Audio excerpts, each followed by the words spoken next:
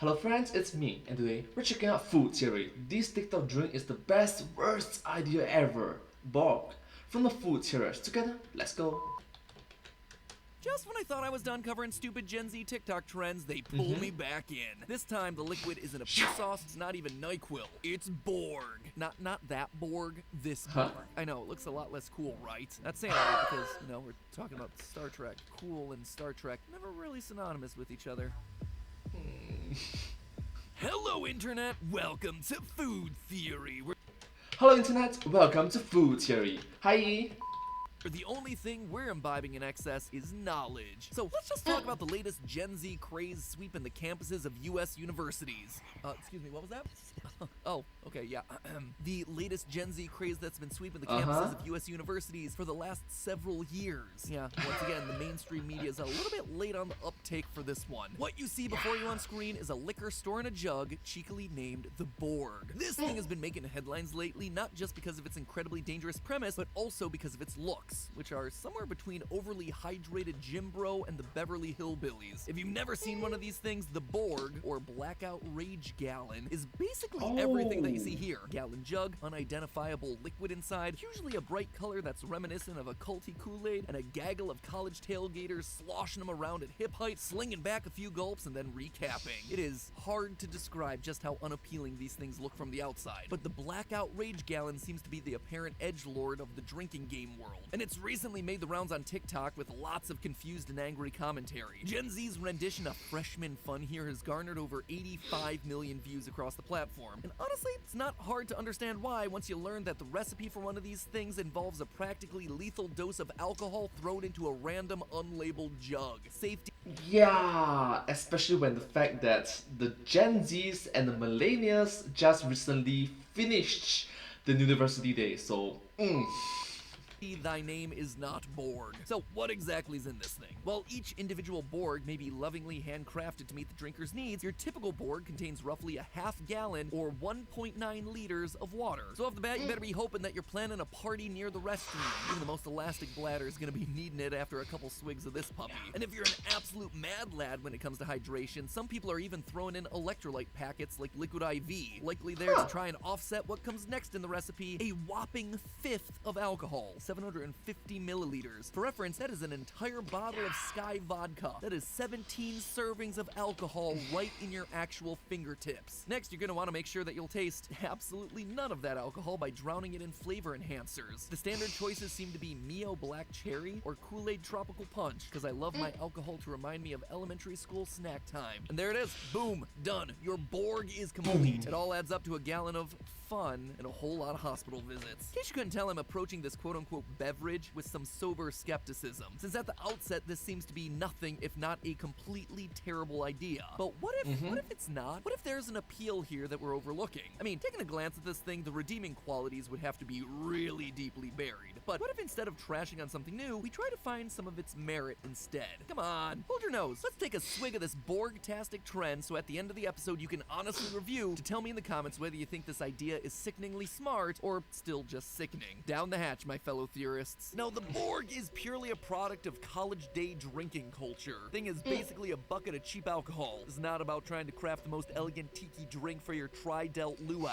This is about getting trashed for pennies on the dollar. But just how bad is the BORG? Like I mentioned before, the traditional BORG recipe contains 17 servings of alcohol. Probably don't need to count on your fingers to guess that that one is probably a bit more than you should be having. The definition of binge drinking is 4 drinks or more for a female and 5 drinks or more for a male within a 2-hour period. Something that is uncomfortably easy to achieve for the BORG-toting masses out there. But that's just if we stop at mere binge drinking. What the BORG actually qualifies for is the other category that you don't usually hear about, high-intensity drinking. True to its name, this kind of drinking, as defined by the National Institute of Alcohol Abuse and Alcoholism, is an alcohol intake twice or more the gender-specific threshold for binge drinking. So about 8 drinks for a female and 10 for a male, which again and puts us just over the 50% mark for a single Borg. Now, I hear ya. A gallon of anything is a lot, alcohol or otherwise. That's where the flavorings come in, which introduces a whole other set of problems into this recipe. You see, the traditional version of the Borg involves a full bottle of Mio black cherry flavoring, but you're not just dropping in a bunch of artificial colors and sweeteners there. What you're also adding in there is caffeine, and a lot of it. The Mio black cherry contains an eye-watering 1,080 milligrams of caffeine. Kind of feel like I've had it out for caffeine in recent episodes, especially for a guy who drinks a fair share of caffeine myself, but even by my standards, that is an over-the-top amount of caffeine, and it is well into the realm of dangerous. As we discussed in the Panera Lemonade episode, the FDA's recommended maximum amount of caffeine is 400 milligrams per day. That is the absolute upper limit. Beyond that, you're running into serious risk of seizures, heart problems, and all kinds of other side effects. But here's the Borg taking that amount of caffeine and doubling it. So high-intensity drinking mixed with caffeine overdose sounds like a pretty bad combination, right? Well, the sum of its parts are actually much worse than you might initially think. In 2005, a group of recent Ohio State graduates got together to create Fusion Products, a company designed to create and distribute a prototype of their new drink, Energy Beer. Basically, while they were in college, they'd started mixing energy drinks with various alcoholic beverages, and they got a lot of positive feedback. Seeing that they could make money off of it, they created the drink now known as Four Loko, a flavored beer that was infused with caffeine. By 2008, this drink was ready for the mainstream US market, and within a year, it had exploded in popularity and was going international. And then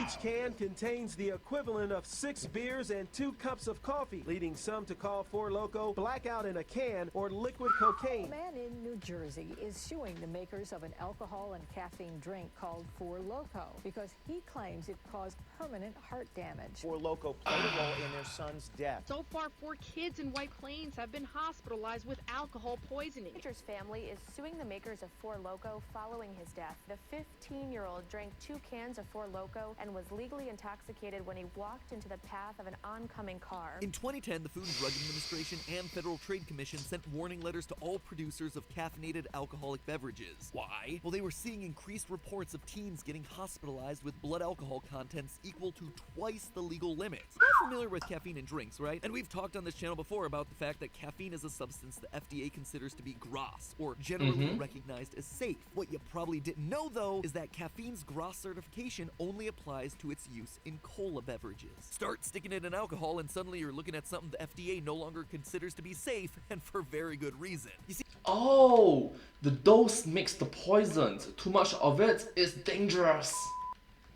caffeine is a neurostimulant, meaning it has the ability to stimulate the central nervous system and dilate your arteries, increasing blood flow to your brain and thereby making you feel more alert. Alcohol, on the other hand, is a little bit more complicated. One of the reasons alcohol seems to have different effects on different people is because it can act as both a stimulant and as a neurodepressant. When you first ingest alcohol, it releases dopamine into your brain, causing a temporary elation or happy feeling, usually the stage where people feel loud and happy and raucous while they're drinking. But then after a while, the second effect of alcohol kicks in, which is a lot more of a downer. Alcohol affects a neurotransmitter in your brain called GABA. GABA is key to regulating your nervous system. It actually regulates a lot of your core motor abilities like balance, reasoning, and making you feel calmer and more even-keeled. Alcohol disrupts the production of GABA, which is why you feel so many sensory effects of alcohol, from loss of coordination to slurred speech to sleepiness. So what happens when you mix an upper like caffeine with a downer like alcohol? I know. Tomorrow, you will get a headache, a very severe headache. Might initially think that they're just going to cancel each other out, right? But that's not exactly what's going to happen. Because caffeine dilates your blood vessels, making them bigger, it means that they're able to carry more blood. This literally opens up the pathway for more alcohol to get to your brain than would otherwise happen. Wider blood vessels also means more room for alcohol in the blood. That's why patients hospitalized after drinking things like Four Loko had unexpectedly high blood alcohol contents. On top of all of that, caffeine can temporarily keep you awake and alert long enough to believe that you're not getting as drunk as you actually are, fooling your body and your better judgment into drinking way past your normal limits. You're not feeling the alcohol yet, so you're probably safe to keep going. Fast forward to today, where drinks like Four Loko have removed all their caffeine content for all of the reasons we just discussed. But then you have the Borg. The Borg is basically the same story all over again, turning you into a drunken Energizer bunny before turning you into an ER case. And if you think all of this is too sciencey and theoretical, don't have to take my word for it. We've seen this playing out in the real world lately. Earlier this month, 46 students from the University of Massachusetts Amherst were hospitalized due to BORG consumption. It took a total of 28 different ambulances to handle all of the cases. So at this point, we pretty much trashed the idea of this drink, right? There's no coming back from this. But what if I told you that in spite of all the terrible things that we've leveled at the BORG so far in this episode, the underlying principle behind why it exists in the first place are actually impressive? I don't know about that though. I'll be very honest, I don't know because of the fact that global pandemic. So my friends who are in universities, they go through 2020, 2021, 2022 in the universities days, and they never get to experience the BORG experience because the whole COVID thing. So yeah.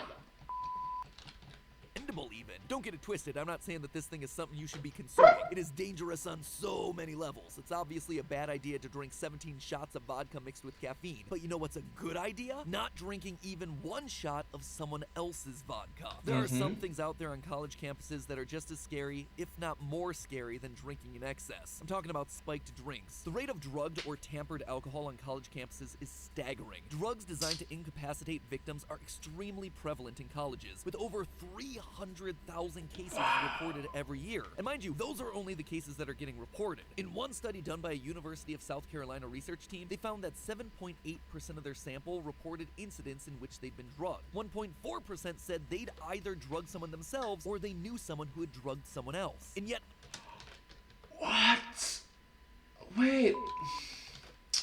Come on. Another study from 2016, 44% of men and 56% of women reported accidentally ingesting something spiked without knowing it, mostly during their college years. For women, that is over half. 1 in every 2 people that you see walking around the average college. And over 11% of people reported having been the victim of some type of assault or inappropriate incident in college related to consuming spiked food or drinks. So, now that you know the stats, can you think of one thing you might be able to do to make sure your drink is never spiked at a party? Maybe you carry your own. Maybe you make sure it's in a sealed container with a cap that only you open and close. Maybe you make sure you make it yourself because you can't trust anything made by someone else in questionable social circumstances. Suddenly, the reasons for the BORG come clearly into focus. A BORG isn't just about fun, it's about safety. If you're planning on getting drunk, which isn't something that I recommend, but if you're gonna do it anyway, you need to know that even when your judgment isn't great, you don't need to worry about there being extra stuff in your drink that you didn't plan on ingesting. Another brilliant BORG moment, allowing people to adjust their personal level of alcohol consumption without anyone knowing. You ever go to a party where you felt pressured to drink more than you were comfortable with? Maybe someone poured a drink for you that you didn't want or was stronger than you wanted, but because of the social setting, you felt pressured to say yes. On college campuses where... Especially towards youngsters. Think about it. You are just a 17 years old. Oh, that's right. You know what? Throw that away. You are just an 18 years old, 19 years old, or even 20 years old new guy, young adult. And like all around you is like, drink, drink, drink, drink, da, da, da. And then you're like, alright, sure, they're my friends, they're my classmates, I'll be seeing them the next few weeks, the next few months. I'll trust them. In which we all know it doesn't end well.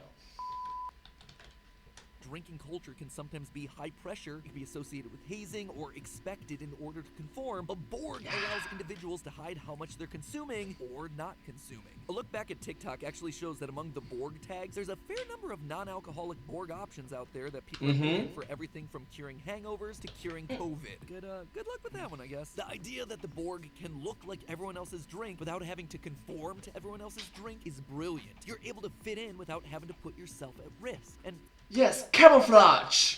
speaking of that COVID thing, I don't think the BORG is going to be curing it, but it's certainly slowing the spread at these parties. Long gone are the days of communal punch bowls or mixing up your red solo cup with someone else's. With the BORG, you've got your jug, and swigging from that jug is going to be keeping you safe from everyone else's germs. So at the end of the day, while the BORG is still very dangerous, presenting the opportunity to drink yourself way over any recognizable limit when it comes to alcohol and caffeine, two issues that I cannot overly express the dangers of, there is another major side to the story. The BORG allows younger drinkers to control exactly what they're drinking and how much they're drinking. It allows big parties to be at least slightly cleaner, and it provides the ultimate security knowing that your drink is only your drink. You hold onto it, you seal it, you know that it hasn't been tampered with. So you know what, Gen Z? I see it, I get it. Heck, I mostly respect it. The BORG is the best best, worst decision that you could possibly have. Maybe if you just found yourself just a smaller bottle, guys, maybe things would be a little bit better. Name it the Borg Baby or something. Be super cute, super kawaii, probably get you a little extra clout in the Aww. process. But hey, that's just a theory. A food theory. Thanks for drinking responsibly. Thank you. Thank you so much. Please drink responsibly. My personal experience is I never got to experience the BORG live in my university days. Even in my friends who go to university, they never get to experience it in their university days because of the fact of global pandemic. So yeah. Okay, that's both okay, that's a hidden side effect of it. MadPat is great at keeping his audience, his viewers safe and entertained while telling dad jokes in the process. Yes. When I was in college, my friends and I make a BORG with caffeine-free Kool-Aid because he was a nice nurse on campus and told us about dangers of caffeine with alcohol. I'm very glad we were told before something bad happened. That's a good point. That's a good point. Huh. Thank you, Matt, from the bottom of my heart and soul for talking about how often people are getting their drinks spiked. Many people need to be talking about how bad it's getting and how life-altering it can be. Seriously, thank you. That's right, MadPat. Seriously, thank you. Thank you so much. And yeah, I hope you find this video quite interesting to watch. But hey, that's just a theory. A food theory. Drink responsibly. And I hope to see you in my next video. Bye bye. Thank you so much. Subscribe.